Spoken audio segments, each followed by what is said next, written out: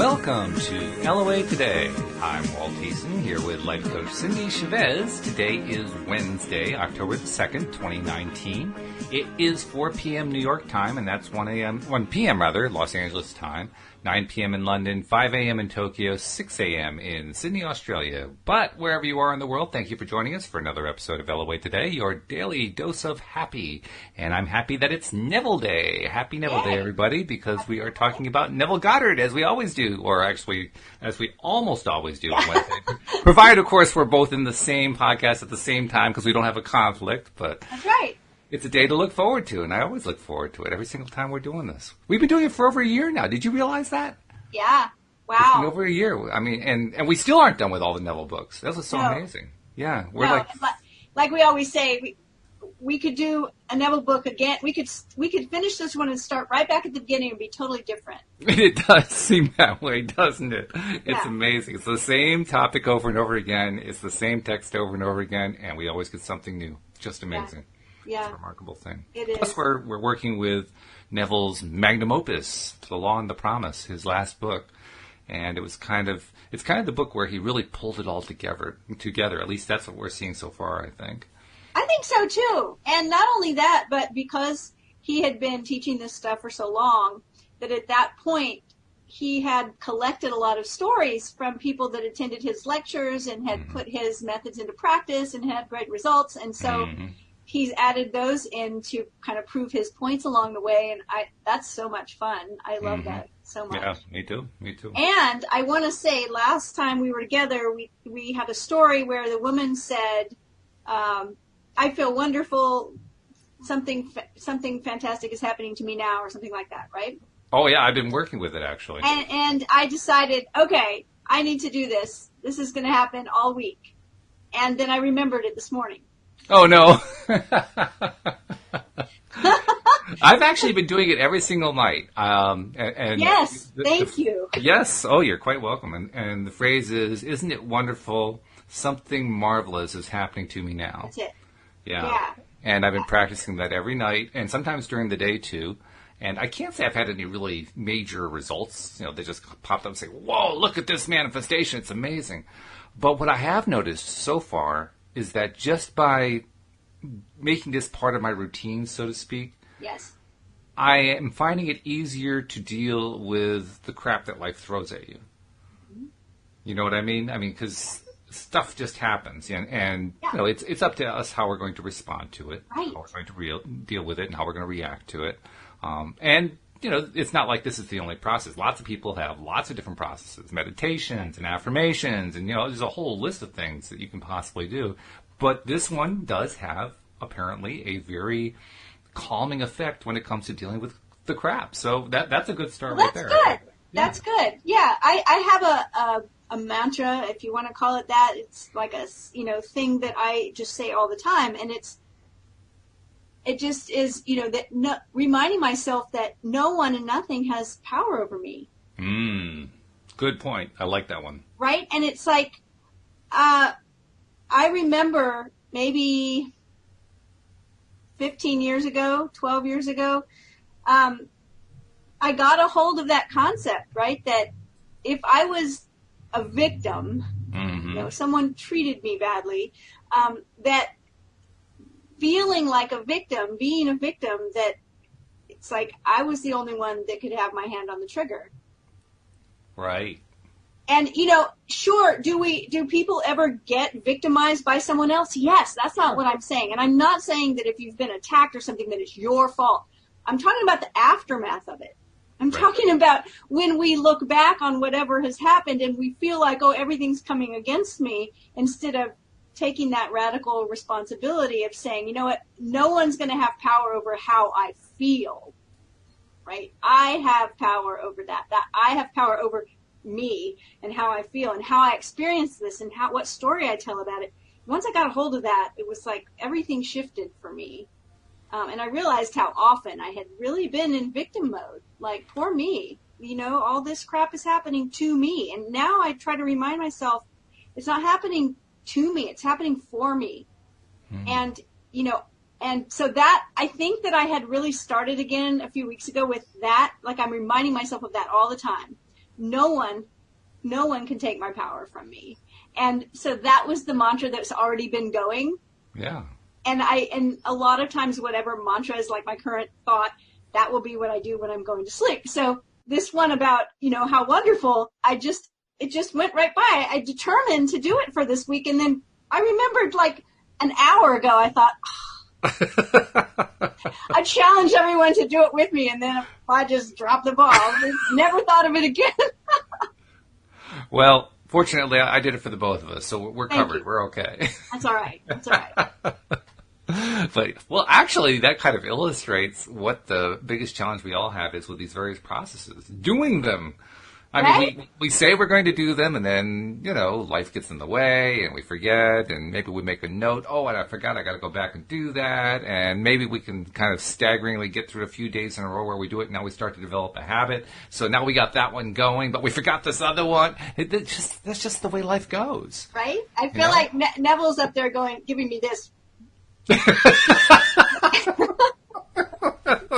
My husband calls that the lips, right? Just like you kind of purse your lips together and shake your head, shut your eyes. That's what Neville's doing. It's like, by the way, there's something I always like to, not always, I often like to make comments on stuff that I've seen in the Neville groups on Facebook. Yes. And there's a theme I've been seeing a lot of lately in which people complain that people like yourself, people who are paid life coaches, are being paid when Neville didn't take money for the lectures he gave, and you actually shouldn't be paying money. What's that? Who says? Who says what?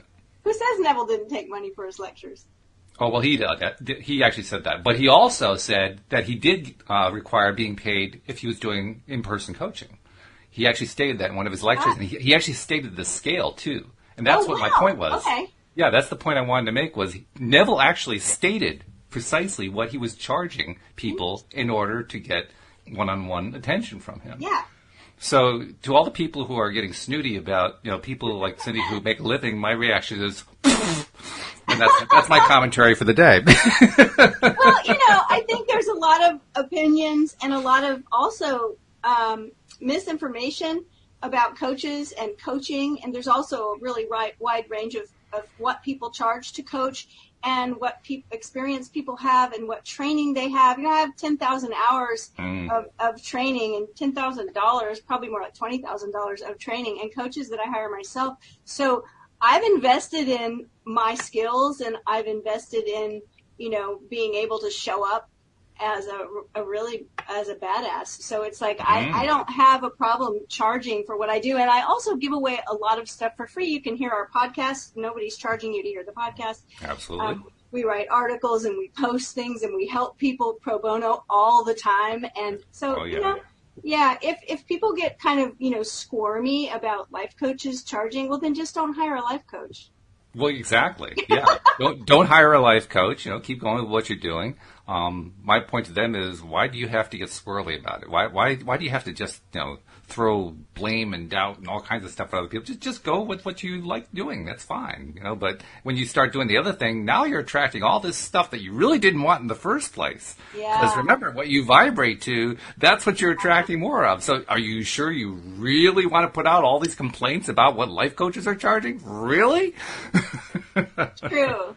Yeah, right. Right. I mean, I kind of liken it to, well, okay, truly any job in existence, any task, anything that needs to be done can be done for free. I mean, there's no job that can be done that you absolutely have to get paid for, otherwise it won't happen. So let's apply the standard to ourselves. Would you, whoever you are, Mr. or Mrs. Listener, would you do your job for free? If not, what does that say about you? Yeah. Well, it says you think you deserve to be paid for what you do, and that's valid. That's perfectly valid. It's funny because some people get really offended when you want to charge. I know when I first started coaching professionally, and I got an email list where I was like a newsletter where I would mail out. I never offered any services. I didn't even offer ebooks for sale or anything. I never made an offer for anything. I just sent out advice. Ooh, do you hear all these sirens going by my office? I just sent out advice and letters and ideas and, always sending. And the first time I ever offered anything, and I just said, it just made an offer, I had so many people unsubscribe. And I thought it was so funny. I was like, I bet that Neville, it reminds me of what so many coaches do today. And not just coaches, but people that are doing any kind of work where they do a podcast to let people know about their work, or they write a newsletter, or they post on Facebook. It's like nobody's paying us to post on Facebook. As a matter of fact, a lot of people are paying Facebook to be able to That's true. on Facebook, right? And it's like Neville was going out and doing lectures. And that was his Facebook, right? That was his get out there and be seen and let people know what you're talking about, let people know what you're doing, let your ideas be out there. And if you want my personal attention, I'm happy to coach you, and let's step over into my business container so that I can tell you what I charge and you can pay me. And that's exactly. Yeah, and there's not anything wrong with it, And by the way, one of the quotes that the naysayers like to draw upon is, they don't even draw the quote because they're usually too lazy to go look it up. But the gist of the quote is that you don't want to, Neville said you want to avoid people who are charlatans trying to charge you to teach you what he was teaching for free. And so people grasp onto that and they say, well, that means you should never pay anybody anything to help you learn any of this stuff. But that's not what he said. He said you shouldn't pay charlatans. Well, that's kind of like, don't take any wooden nickels. It's really good advice, but it doesn't mean that you should never take a nickel. Right. So here's the thing. We live in an age where any information that you want is at the touch of the fingertips. Google is, God to everyone, right? We need to know something. Google has the answer, and we just go get the answer. So information is so plentiful. Any information that you want. But when we're talking about coaching or consulting or, I don't know, roofing or bricklaying, we're not talking about information. We're talking about somebody who has the body of knowledge where they can help you personally, skillfully apply the information. And that's totally different, right? Exactly. Yeah. Yeah. In fact, this is like anything else. We were talking earlier, you and I, even before we started the podcast, about the importance of how we focus and what we're going to focus our attention on. Are we going to focus in a way that is focusing on what pleases us, on what we like, on what we prefer, or are we going to focus on stuff that we don't like and gripe and groan and complain and moan? It's not like there's a lack of opportunity to do that, so there's plenty of chances for us to be taking that latter step, that latter approach.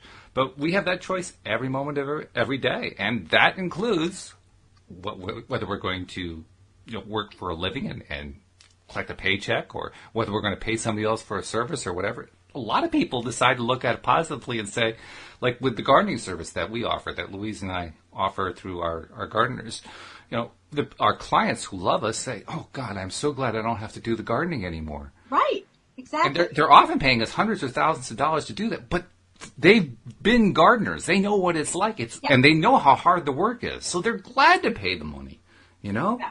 Because it's much more valuable to them to just preserve these wonderful gardens they built up over the years. That's it. Yeah. That's it. And so it's seen as, here's the thing is, nobody likes to be sold to if it's something they don't want. That's right.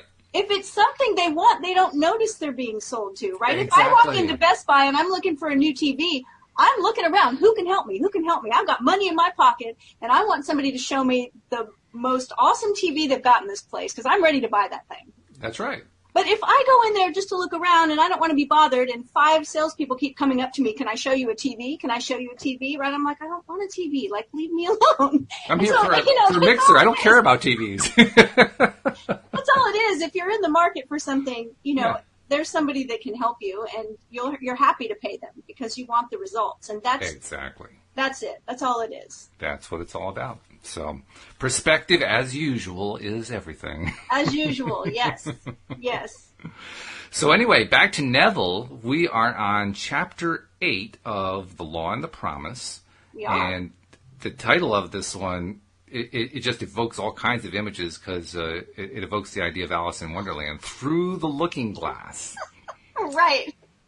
And I looked at it and I started laughing because we both were chuckling without any detail at all, just saying we are living in interesting times. And we are. Like, Alice through the looking glass. And here we are, going through the looking glass, like, that's pretty much my day. Yeah. Right. We were, Walt was mentioning a minute ago, the perspective, the idea of perspective, and that we choose how we can look at things. Just like I was saying, no one can take my power away. No matter what happens to me, no one can take my power away. And part of that conversation before the show was that I told Walt that I had posted on Twitter that this morning while looking through the headlines, I realized I've never said, "Oh my God," as many times in the past 2 years as I have the rest of my whole life. And it's been helping me a lot because I always follow up the "oh my God" with "nobody can take my power away." Good combination, though. I like that. Yeah. Very good combination. Because and you know this about me, I've always felt like it's important to stay up to date on what's going on in the world. I'm not making a judgment on anybody else.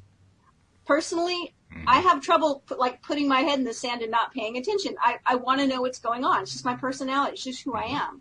I also don't want to be despondent and in distress every minute of the day because of things that are going on, right? So that's my combo.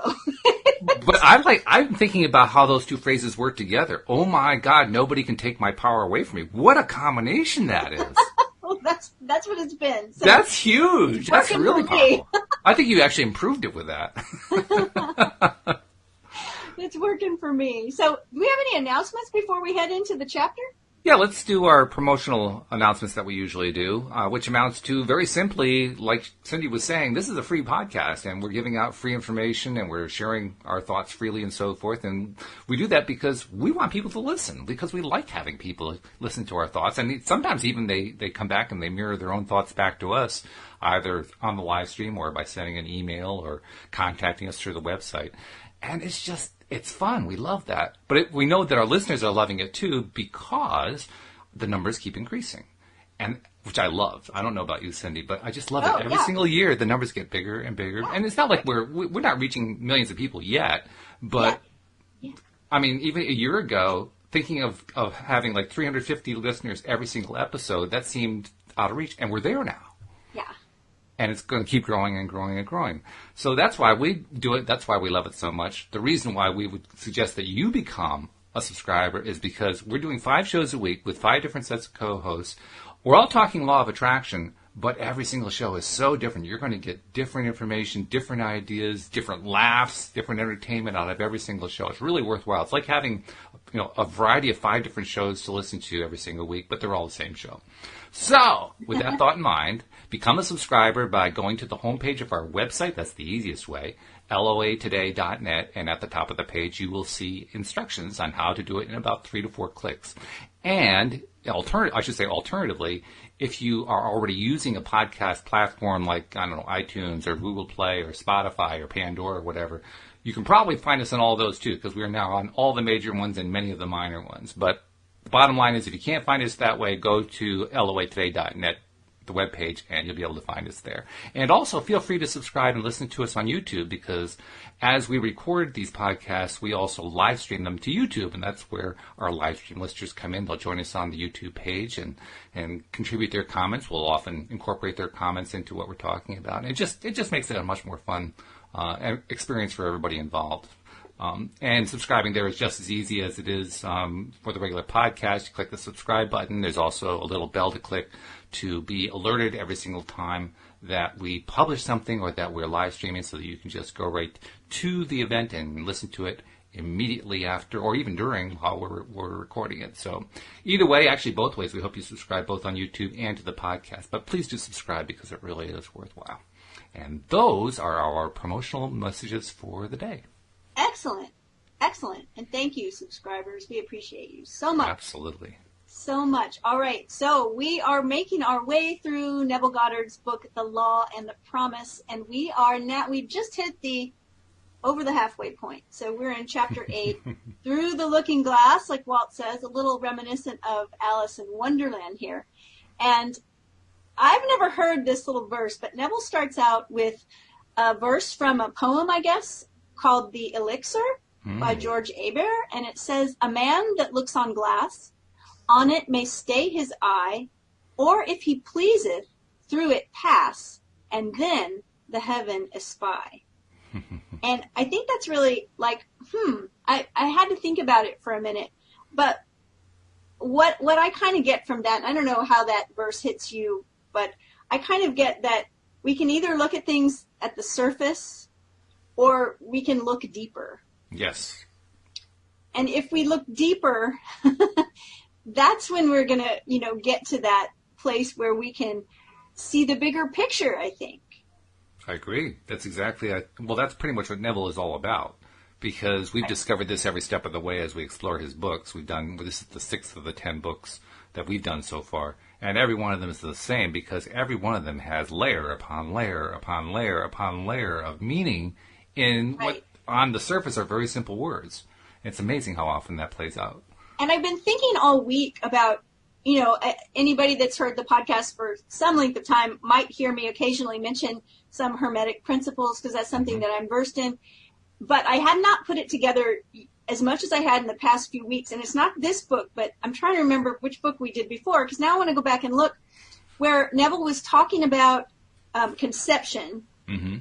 And I'm like, all of a sudden, it just all lined up for me how much it's all the Hermetic principles, the principle of gender, the principle of, manifest of correspondence. And I was thinking, oh my goodness, once again, I had that thought. It was like, I could go start at that book again. I've read it 3 times and it would all be different. It would be like, oh, that's what he's saying there, right? So you can just do this stuff over and over and it doesn't get old at all. Well, I'm also thinking that when we finish this book, before we get on to the others, maybe we do a show just on Hermetic principles so you can give everybody a little more in-depth understanding of them. I would love to do that. Love to do that. All right. Okay, so Neville says, objects to be perceived must first penetrate in some manner our brain. But we are not, because of this, interlocked with our environment. Although normal consciousness is focused on the senses and is usually restricted to them, it is possible for man to pass through his sense fixation into any imaginal structure which he conceives and so fully occupies. It is more alive and more responsive than that on which his senses stay his eye. Okay, so this, if we pick it apart a little bit, this paragraph, we see that once again, Neville is talking about when we are imagining things and we allow our senses to come into play, right, that we can bring those senses into any imagination. He says imaginal structure, right? Any imaginal structure which he conceives and so fully occupies that it's more alive and more responsive than that, he says, on which his senses stay his eye. So in other words, the surface. Mm-hmm. Yeah. So, and by the way, this is an important concept for a number of different reasons. The first one that comes to my mind is he is, in a sense, acknowledging the challenge that's involved every single time that we're kind of on our own, away from podcasts, away from books, away from talking to people on social media and so forth, and just having to deal with, okay, this is my time now to do the work. My job is to do the imaginal work, and then we get flummoxed, and we can't seem to get the image going, and then we have all these lists of things that get in the way. And or we just make a simple statement like, you know what, this is such a great affirmation, I'm going to say it as I fall asleep every night this week. Very simple. Yep. Where did it go? I never thought about it again. Yeah, it's so easy. It's so easy, right? Right. So Neville points this out a lot. And something I think is interesting here that we covered, I think it was in one of the previous books, where Neville touched on a little bit what we decided was, I don't think he said it, but it was what we decided was lucid dreaming. Oh, yes. Right? Mm-hmm. And if you've ever had a lucid dream, and I can't say I've had many, but I have had maybe a half a dozen. And one of the things that is so hard to explain about a lucid dream, the only way I've heard anybody explain it is just to say it feels more real than real life. Hmm. And I don't know, I guess it's that everything's heightened. The colors are brighter, the bodily sensations are more acute.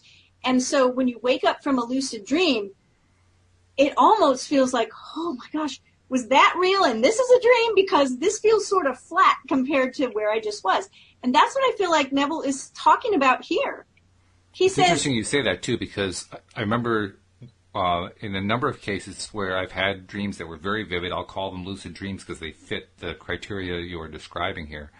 And the best way to describe how I felt when I woke up is I woke up with my eyes wide, like, whoa, what was that?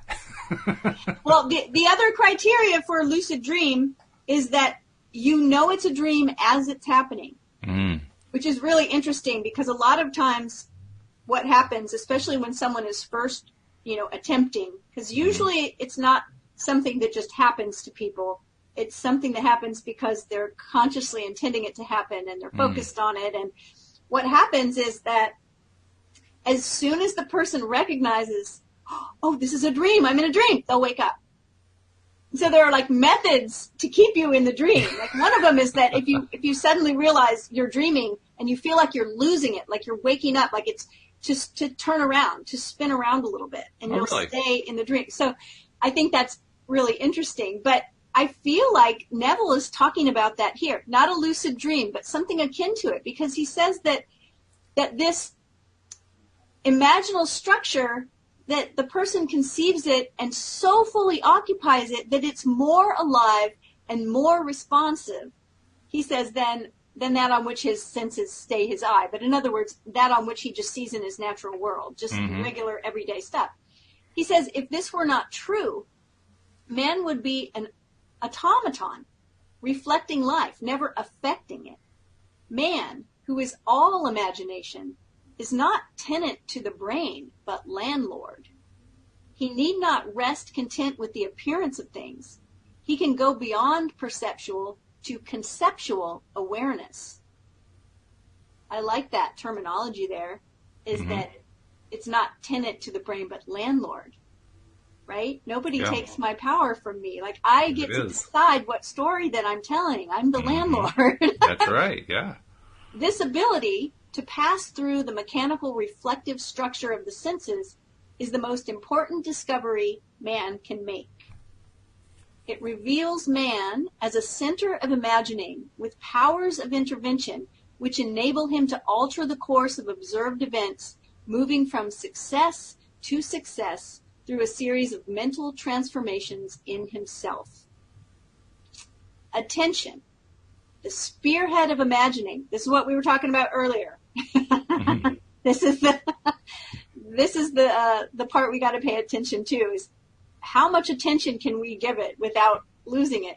Right. Attention, the spearhead of imagining, may be either attracted from without as his senses stay his eye, or directed from within if he pleases, and through the senses pass into the wish fulfilled. So is there anything that stands out to you from these last few sentences? It seems like a lot of information. I want to make sure we don't just run through it without... There is a lot of information. I'll tell you, it isn't so much what stands out as what it evokes in me. Because one of the things that I've noticed a lot when I've been doing my own imaginings, creating my own imaginal situations, is there are certain scenes, certain vignettes, as we like to call them, where it's so easy for me to get into the scene and I get really passionate about it. And there are other times I am treading water trying to get some passion going about it. And I'm sure a lot of that has to do with how important it is to me. I was just going to ask you, is what do you think makes the difference? And that's what it is for me. I mean, like when Louise was really in the midst of her medical crisis this past winter, it didn't take me any time at all to get into a highly passionate state about that. I mean, it was just right off the chart instantly, But I could be, doing a vignette about trying to attract a bunch of money in my life, and it's kind of there a little bit, but it doesn't have the same level of passion to it at all. I'm working at it. Why? Because my wife is really, really important to me. Right. She's very, very important. It's interesting. I used to manage a sales team, and in sales, there's a phrase that we hear all the time, and it's your why. W-H-Y, right? Why you're doing this. Why you want to make the sale. Why you want to be successful. And oftentimes, the idea was that you had to know that. And that once you knew it, if it was a big enough why, if it was a powerful enough why, you wouldn't have any trouble bringing in what you wanted to bring in, right? And many times for people, hopefully not all the time, but I remember stories where what was someone's why? It was, my wife is sick, right? It was, my child is sick and I need to be able to pay for her medical care or whatever, right? And that why was a really, really big why. It was very important to them. And so they did what they needed to do to keep on track with whatever it was. In this case, it's keeping on track with, our energetic practice. And it's sort of like you think about people that begin a certain practice, and it could be a mental practice like this, meditation, and it could be an exercise practice or maybe taking supplements or whatever, because they have some diagnosis or something, and the doctor's like, if you don't relax and start de-stressing, you're going to have a big problem, or if you don't do this. And so what happens? They get serious about it. Suddenly their why got really big. It's like, It's like, I don't want to have another heart attack or whatever. So they get serious about it. That's all it is. And you're right. It's like when it's really important to us.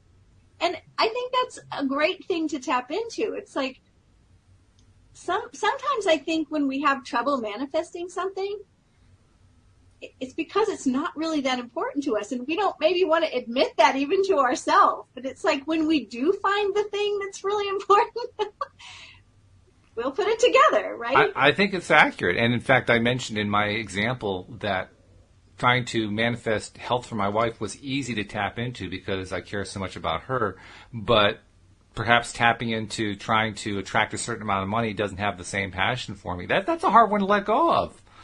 I mean, because we want to have money to live on, right? We want to be able to have that abundant lifestyle, Yeah. So letting go of that can be a little bit tough. But I think there is also something to be said for letting go of that. Because I think when we let go of it, what we're really doing is giving ourselves the opportunity to find what it is that we really want to do with the money and latch into that and get the better passion out of it. That's so it. I mean, that's such a standard, it's almost a cliche. It's such a standard, life coachy question, right? It's like, what do you want? I want to make $100,000 this year.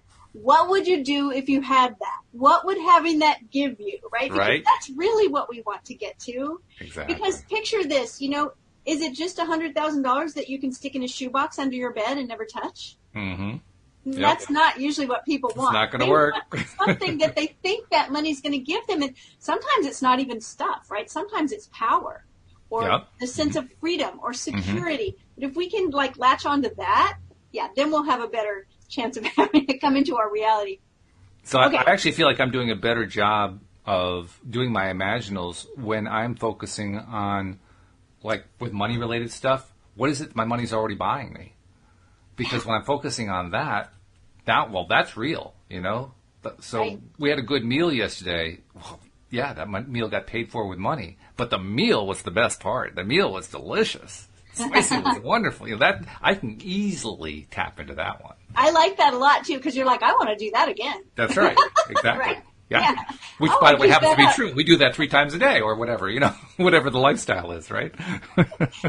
No, that's true. All right. So Neville says to move from perceptual awareness, or things as they seem, to conceptual awareness, or things as they ought to be, we imagine as vivid and as lifelike a representation as possible of what we would see, hear, and do were we physically present and physically experiencing things as they ought to be and imaginatively participate in that scene. So that's that paragraph right there is sort of in a nutshell everything that we learned from Neville, right? Yeah, that's true, yeah. It's like we can look around us, I can touch this chair, touch my computer, notice the temperature in the room, blah, blah, blah. Yep. To move from that into something different, I have to use my imagination. And I have to do it in a way where it seems as real, if not more real, than everything that I'm seeing and touching. And that's the goal right there. It isn't even so much doing the imaginal work, it's making it real. The more real we make it, the more we win. The more we get to where it is we're trying to get to, the more we attract what we're trying to attract, the more everything works out the way we want it to work out, because we were able to make it real in our minds. So he's going to tell us a story that he received. He says the following story tells of one who went through the glass and broke the chains that bound her. So here's the story. 2 years ago, I was taken to the hospital with a serious blood clot condition, which apparently had affected the entire vascular system, causing hardening of arteries and arthritis. A nerve in my head was damaged, and my thyroid enlarged. Doctors could not agree on the cause of this condition, and all of their treatments were completely ineffective. I was forced to give up my everyday enjoyable activity and remain in bed most of the time. My body, from my hips to toes, felt as though it was encased and bound by tight wires, and I couldn't put my feet on the floor without wearing heavy, hip-length elastic stockings. We call those compression stockings now, right? Mm-hmm. The person says, I knew something of your teaching and tried very hard to apply what I had heard. But as my condition grew worse and I could no longer attend any of your lectures, my despondency grew deeper. One day, a friend sent me a postcard picturing the scene of a lovely beach by the ocean. The picture was so beautiful. I looked and looked at it and began to remember past summer days at the seashore with my parents. For a moment, the postcard picture seemed to become animated, and flooding memories of myself running free on the beach filled my mind. I felt the impact of my bare feet against the hard, wet sand. I felt the icy water running over my toes and heard the crash of waves breaking on shore. This imaginal activity was so satisfying to me as I lay in bed that I continued to imagine this wonderful scene day after day for about 1 week. One morning, I moved from my bed to a couch and had started to sit up when I was seized with such an excruciating pain my entire body became paralyzed. I could neither sit up nor lie down. The terrible pain lasted for more than a full minute, but when it stopped, I was free. It seemed as if all the wires binding my legs had been cut. One moment I was bound, the next moment I was free, not by degrees, but instantly. Wow. Wow. It's wow for a couple of reasons.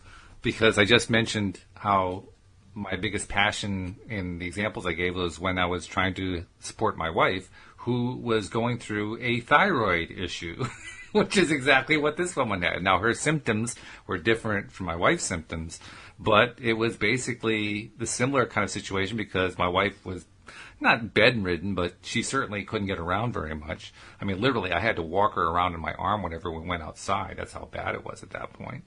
And she was getting progressively worse. She ended up in the hospital and so forth. So I'm thinking, wow, there's all these parallels. And then she describes the postcard, the picture postcard, that starts to become real in her mind, which is almost identical to what I did. Because I focused on a particular vacation that Louise and I had taken some 10 years before.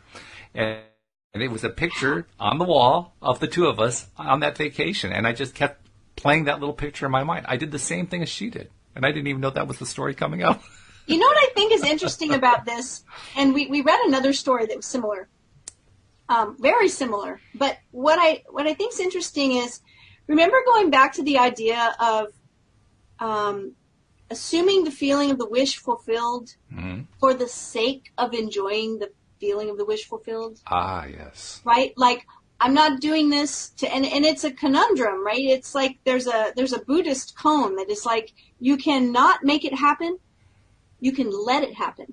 But if you let it happen to make it happen, it won't happen. It's really difficult to get around that. But the idea is that when we are putting ourselves in that imaginal place, if we do it just because it's so enjoyable to do it, we let go of the attachment to the outcome that causes resistance. Yes. And so when I was reading this, I was thinking, I do recognize that the person is writing to Neville, and the person knows of Neville's teachings, but I still get the sense that this person was bedridden and in a lot of pain, and someone sends them a beautiful postcard, and that was like they were gazing into the postcard and flooding themselves with memories of being free in the body and running on the beach because it felt good to do that. Right. It wasn't that I'm going to keep doing that so I can get healed. It was like they even said somewhere in here, it says, the picture was so beautiful. I looked and looked at it and began to remember past summer days. And it says, this imaginal activity was so satisfying to me as I lay in bed that I continued to imagine it for a week. Why? Because when I remembered your teaching, I so hoped for a healing, I decided to force myself to do this? No, because it was so satisfying to me. Like it was relieving this person of pain. I had the same experience when I was trying to help Louise, and I was focusing on that photo of our visit to Seattle. For that moment in time, I was escaped from dealing with what Louise was going through and my stresses about it, and dealing with the doctors and the hospitals and the dietary and everything else. I could escape from that for a bit and just kind of remember how wonderful it was to go to Seattle, which was a great vacation for us. And I remember you saying that I looked at that picture, and my memory of how happy we were and how much fun we had and how good we felt was so vivid. Like it was like it was yesterday. It was like it was now. It was like it felt so good to put myself and to remember that and to remember how it felt. And that's exactly what's happening here. And it's really, really fantastic. It is. I love the parallel. It's fabulous. So Neville then quotes the Christian Bible, 2 Corinthians. He says, we walk by faith, not by sight. It's a very perfect verse to use there. He says, when we walk by sight, we know our way by objects which our eyes see. When we walk by faith, we order our life by scenes and actions which only imagination sees. Man perceives by the eye of imagination or by sense.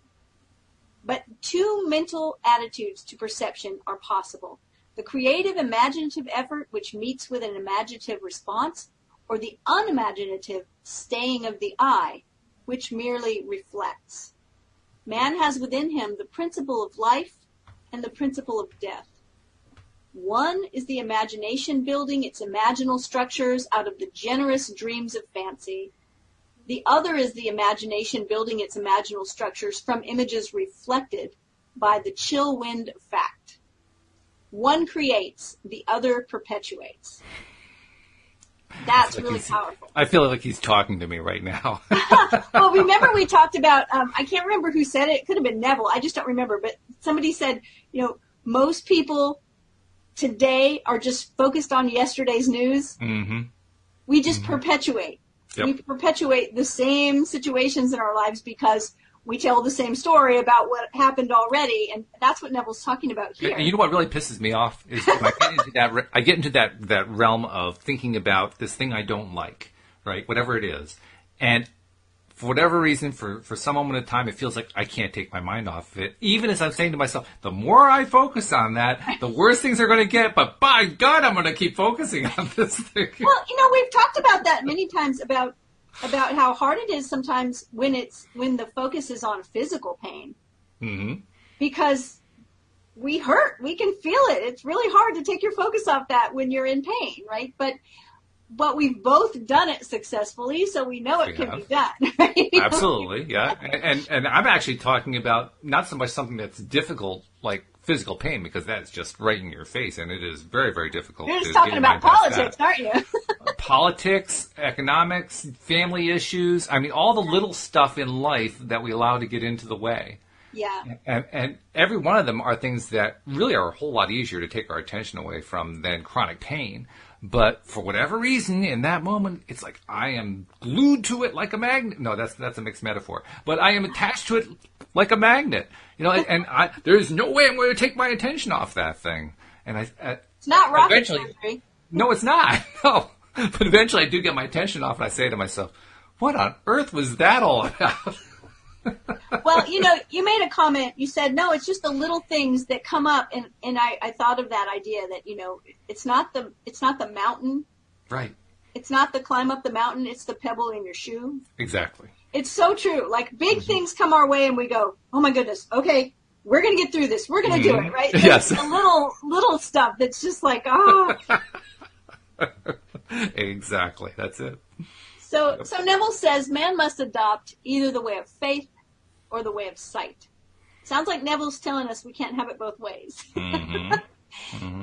To the extent that man builds from dreams of fancy, he is alive, and therefore the development of the faculty to pass through the reflective glass of the senses is an increase of life.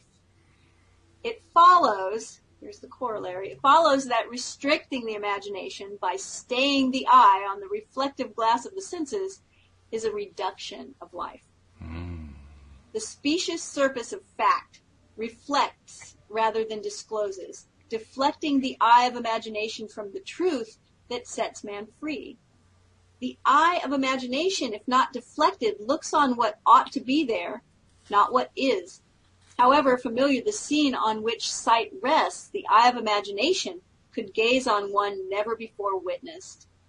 It's this eye of imagination, and only this, that can free us from the sense fixation of outer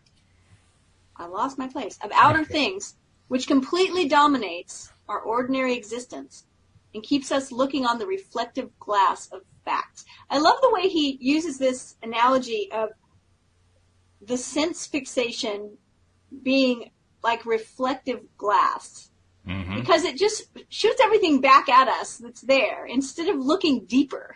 Right. And, oh my goodness, that just makes so much sense. Well, the looking glass is a mirror, essentially. Right. Yeah. And what he's talking about is life mirroring back at us, and us getting deceived by what's mirroring back at us instead of relying on what we know in our own imaginations to be what we're really creating, what we really want to be true. Right. And we do this so much, is just look at everything at a surface level. Yeah. No kidding. Right? Yep. So Neville says it is possible to pass from thinking of to thinking from. We've talked about that a lot with Neville. Yep. Mm-hmm. But the crucial matter is thinking from. Experiencing the state for that experience means unification. Whereas in thinking of, there is always subject and object, the thinking individual and the thing thought of. Self-abandonment. That is the secret. We have to abandon ourselves to the state in our love for the state. And in doing so, we live the life of the state and no more our present state. Imagination seizes upon the life of the state and gives itself to the expression of the life of that state. So the state, we could easily use the term wish fulfilled, right? We have to abandon ourselves to the wish and our love for the wish, or the state of the wish fulfilled, the feeling of the wish fulfilled. And I love that he says this here. In our love for the state. Mm-hmm. It's because we enjoy it. Yeah. Because it's so real to us that we enjoy it so much. That's the key right there. Not because we're trying to make something happen. There's also a very important term that he's using here. It's a term, really, self-abandonment. And I say that it's an important term because if I look at that experience that he's describing of what he calls abandoning ourselves to the state in our love for the state, essentially we are experiencing that new state. So the self is actually still there. The self is actually experiencing that new state. So what does he mean by self-abandonment? It's not like the self disappeared. The self is still there. I think he's being very specific. I think he's talking about the self as that which hangs on to all the mundane real world stuff that basically defies us to get involved in our imagination, leaving that part behind. And also the physical self, right? That the physical self that with our senses whatever we're sensing, sees the reflection. Oh, I see. Okay. Mm-hmm. Sees what is, right? That physical self, that's what we abandon. We abandon when we say, but my eyes are seeing this. I heard this, and blah, blah, blah. This is, when people say, but this is the way it is. Mm-hmm. Mm-hmm. Yep. That's the self we're abandoning. Right. Right. And we're leaving that to go into a different part of the self, which is the imagination. So it's basically the self that just takes its cues from sensory information and doesn't do anything else. That's the self that we're leaving behind, that we're abandoning, so to speak. Right. And then this is interesting turn of phrase. He says, faith plus love is self-commission. We can't commit ourselves to what we do not love. Now, that's like what we were talking about a minute ago, right? Absolutely. Yeah. It's like, why is it so hard for me to manifest a certain thing that I don't really care about? Well, we can't commit ourselves to what we do not love. Never would you have made anything if you had not loved it, for you love all the things that are, and despite nothing which you have made, for never would you have made anything if you hated it. From the Book of Wisdom. And to make the state alive, one must become it. I live, yet not I. God lives in me, and the life I now live in the flesh, I live by faith of God, who loved me and gave himself for me. So he's quoting from the Christian Bible again, but the thing that I think is interesting is before the quote, where he says, to make the state alive, one must become it. Here again, what we're talking about is those imaginal senses feeling as real as the actual physical senses that we use every day. We have to become that. It has to be real. And one thing that I've been trying to remind myself on a regular basis about that is, even if I am trying to put myself into that imaginal state and, as he likes to phrase it, assuming the feeling of the wish fulfilled, assuming what it feels like to be in that state, making that state real for myself, perfection isn't everything. It's not like if I don't get there right away, I failed.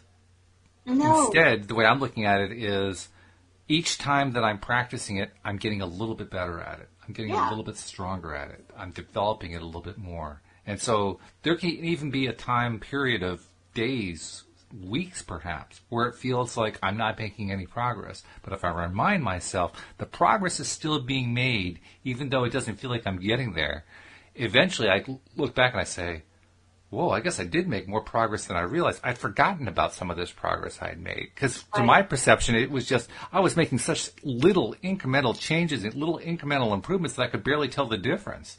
It's only looking back over a period of time I could really notice it. Right, and anybody that has learned anything, really, that they are proficient at now should be able to recognize that process. That's right. You've learned a musical instrument. Mm-hmm. Right? If you've learned to become a gourmet chef, if you've learned how to type on a keyboard, I mean, you can remember before you knew how to do that, right? Mm-hmm. Clicking around with 2 fingers or whatever, and now, so anything that you do well, if you'll just look back and remember the learning curve of it, remember the frustration of the learning curve. It was there. Yeah, and recognize that, like you said, most of the time, it's incremental. Very small improvements over time, but eventually you're an expert and you're a master, and that's what we're going for here. So that's right. We got to keep practicing. Neville says God loved man. Now remember, we haven't done this in a while. This book so far, Neville has not quoted religious texts as much as he has, but we have to get out the Neville decoder ring and remember that Neville will tell you that you are God. Right. Neville will tell you that God is the imagination, that Christ is the imagination. And so when he says, when he uses some of these verses, it's important to try to understand what he's saying, because he has a different definition for things. So God loved man, his created, and became man in faith that this act of self-commission would transform the created into the creative. We must be imitators of God as dear children and commit ourselves to what we love as God who loved us committed himself to us. We must be the state to experience the state. I love the fact that he included this concept we were talking about and have been talking about how we make it real in our minds and how we how we engage in doing the imaginal activity in order to really feel it and experience it. And he says that's exactly what God did to create us. I thought that was really interesting. He says it's the same process, the exact same process. All we're really doing is doing the same thing that ultimately is how we create ourselves. Well, I love that he is talking about being the state. Mm-hmm. Being the state. Because the world isn't so much what we see, it's what we are. Our experiences are always directly attached to our sense of identity. Mm-hmm. And so that's why this is so important. The center of consciousness, the center of conscious imagining can be shifted, and what are now mere wishes, imaginal activities keyed low, brought into penetrative focus and entrance commits us to the state. The possibilities of such shifting of the center of imagining are startling. The activities concerned are physical, actually psychical throughout, is what he says. The shifting of the center of imagining is not brought about by spatial travel, but by a change in what we are aware of. The boundary of the world of sense is a subjective barrier. So long as the senses take notice, the eye of imagination is deflected from the truth. We do not get far unless we let go. I love that because one of the things that I explain to people a lot of the time is that every big shift comes after a big letting go. Yes. We often have to let go of whatever we're attached to. Mm-hmm. So I know that we're coming up on time, but I think we can get through this story. Let's do the story. I love ending on a story anyway, so let's go for it. This lady let go with immediate and miraculous results. Here's her letter to Neville. Thank you for the golden key. It has released my brother from the hospital, from pain and probable death, for he was facing a fourth major operation with little hope of recovery. I was very concerned and attempting to use what I had learned about my imagination. I first asked myself what my brother truly desired. Does he want to continue in this body, or does he desire to be free of it? The question revolved itself over and over in my mind, and suddenly I felt that he would like to continue remodeling his kitchen, which he had been contemplating before his confinement in the hospital. I knew my question had been answered, so I began to imagine from that point. Attempting to see my brother in the busy activity of remodeling, I suddenly found myself gripping the back of a kitchen chair I had used many times when something happened. Then suddenly I found myself standing beside my brother's bed in the hospital. This was the last place I would have wanted to be, physically or mentally. But there I was, and my brother's hand reached up and clasped my hand tightly, and I heard him say, "I knew you would come, Joe." It was a well hand I clasped, strong and sure, and the joy that filled and spilled over in my voice as I heard myself say, "It's all better now. You know it." My brother didn't answer, but I distinctly heard a voice say to me, "Remember this moment." I seemed to awake then, back in my own home. This took place the night after he had entered the hospital. The following day, his wife telephoned me saying, "It is unbelievable. The doctor cannot account for it, Joe, but no operation is necessary. He is so improved that they have agreed to release him tomorrow."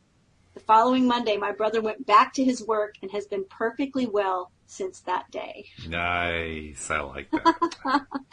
That's awesome. Yeah.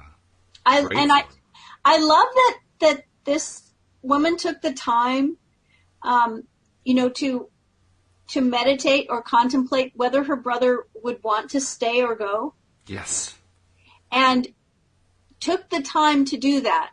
And then the answer that came to her is she saw him remodeling his home, a project he had already started, and that was her answer. Mm-hmm. And she trusted that. Yes. There's a lot of intuition trusting in this story. She trusted that and said, that's where I started. I just started picturing him joyfully remodeling his home. Well, there was trusting and there was also recognizing. She had to recognize the signal for what it was, and she did, which is more to her credit. What's interesting is, she was actually focusing on something that she knew he enjoyed. Yes. We were talking earlier about what we really care about, and this was something he cared about. So it's just interesting how it was powerful. It's certainly powerful for me. I mean, just hearing that story is powerful, and it just reaffirms how powerful this whole ball of yarn is. I mean, what we're working with here is truly the power that creates worlds. It really is. And once we grasp that, the world changes for us, which is exactly what we wanted anyway. So anyway, we will continue doing that chapter in 2 weeks because you're going to be not part of the podcast next week. I won't be here next week. You won't be here next week, but you'll be back in 2 weeks, so we will conclude Chapter 8 at that time. Next week, I imagine Alex will probably sit in for you, so we'll be discussing who knows what. We may even have a guest, who knows. I mean, that's what happened last time. That person who came on the show that one Wednesday, she contacted me after you told me that you weren't going to be able to make it, and I had no anticipation of it, so you never know what's going to happen. Amazing. It's amazing. It's always amazing. But thank you, as usual, for all of your insights about Neville, because they're very appreciated. Remind people how to reach Cindy Chavez, too, in case somebody wants to reach out to you. They can reach me at my website, cindychavez.com, CINDIECHAVEZ. I hope you will reach out. Give me a shout. I hope you will, and I hope you'll also keep coming back because we love every single one of you, especially our podcast listeners and our live stream listeners as well. We will see you all next time here on LOA Today. Goodbye, everybody. Hi, everyone.